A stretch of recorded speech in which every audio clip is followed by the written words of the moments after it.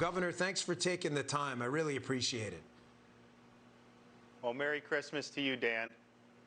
Merry Christmas, sir. So, Governor, I got coronavirus not that long ago, about 6 weeks ago.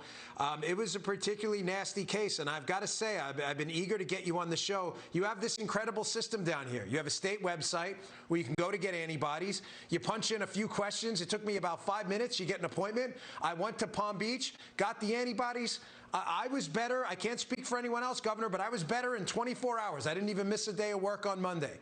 A simple question for you. Why aren't other governors around the country replicating this really effective strategy that worked for me? It couldn't have been easier.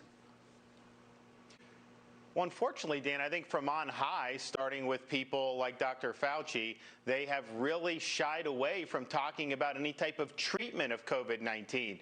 And they are constantly talking about vaccinations. But I think, as you know, many people who have been vaccinated are getting infected. Yep. And we service at our monoclonal sites, the vast majority of people who get treatment are high-risk people who have been vaccinated. But I think people like Dr. Fauci think if you talk about treatments, then some people may say, well, then I won't get vaccinated, I'll just get a treatment if I get it. And they really want to control people's behavior. So when we saw people that were being hospitalized this summer, basically being told to go home and hope you don't get sick, when we knew we had effective treatments out there, we felt a responsibility to fill that void. What we ended up doing is, yes, increasing access to it, but really just raising awareness of it. A lot of people didn't even know this was even something that was available, and so we were able to keep tens of thousands of people out of the hospital and no doubt save thousands of lives. This was during the summer when the South had the Delta wave. What I would have done in these other states is had these sites ready for when the winter wave hit in the northern states, because we know that this virus moves in a seasonal and regional pattern. Governor, I want to applaud you. I mean, my wife went down. She didn't even have coronavirus, but was exposed through me. Again, antibodies like that, she never got it. I mean, it really is an amazing system you have here. Now, my follow-up question is, did you warn the Biden administration that the rest of the country was going to get a wave up in the northern states like we had in the South, given that winter obviously was coming and people were going to be indoors like they are in the summer down south? And if you did, what was their response? They had to know this was going to happen.